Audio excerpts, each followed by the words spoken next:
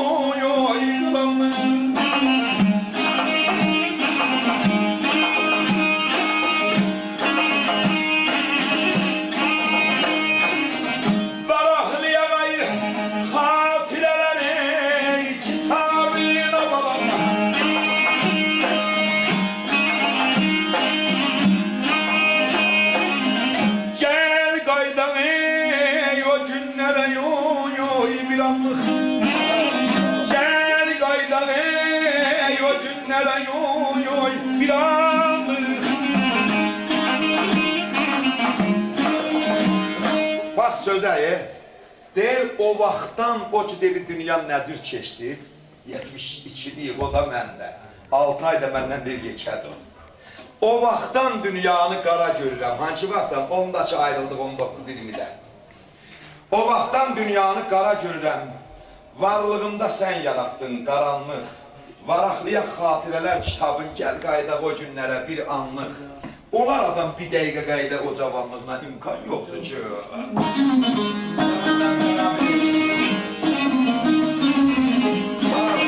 Yadında mı der pıçıltılı meşələr, utancaq nərcizlər tərbən övşələr, Xan Çinarda ayrılardıq bir təhər, Turazlar ötərdi ala turanlıq.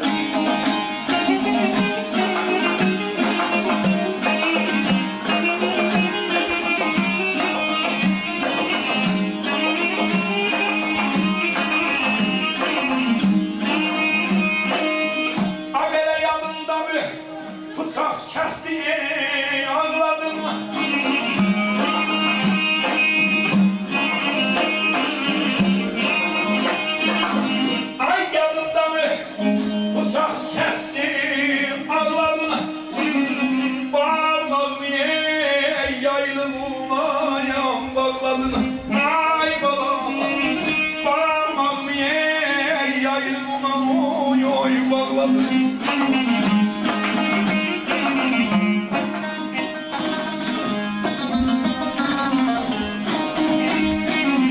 Ellerimi kucağımda sakladın ablam.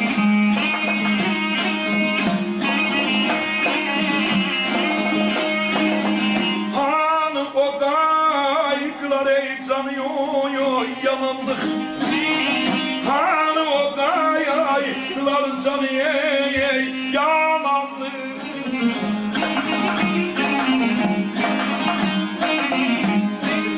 Yadımda mı bıçaq kəsdi ağladım, barmağımı yaylığıyla bağladım, əllərimi qucağımda saxladın, hanı o qaygılar canı yananlıq, hanı? Yadımda mı deyir günlər necə dincidir, o zaman ki ömürlər də gənc idi, bir gün anam bizdən yaman incidi, elə oradan da oldu aramızda yamanlıq, elə oradan da oldu aramızda yamanlıq deyəndə, deyir bu bir ah çəkdi. Ay yox. Axı mənim dərdim çoxdur, çəkəm verəm. Deyəndə elə bildim yerdən göyə yapır. Dedim deyil ya, dərdim çoxdur, yarısını ver mənə. Yarısını ver mənə, mənə örgədiblər dərd çəkməyə bax.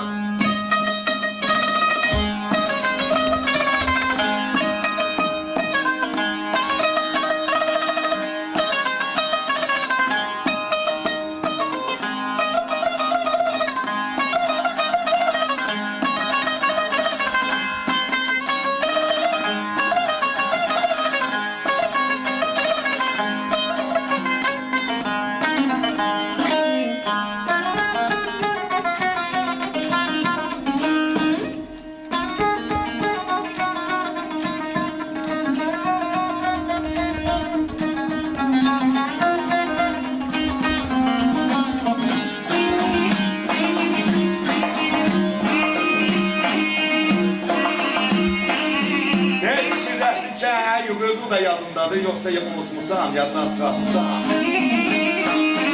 Yadında mı yoy, ey unuttun yoksa yay balam.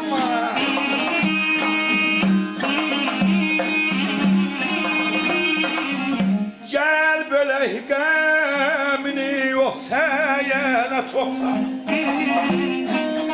Gel böyle hikâmini yoksa çok sayar.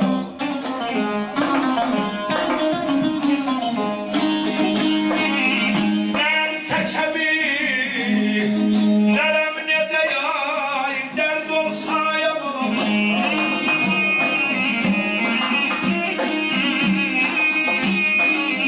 Ay ben çekebilirim nece yay dert olsa. Bana öleceğim sana yoy yoy heyran.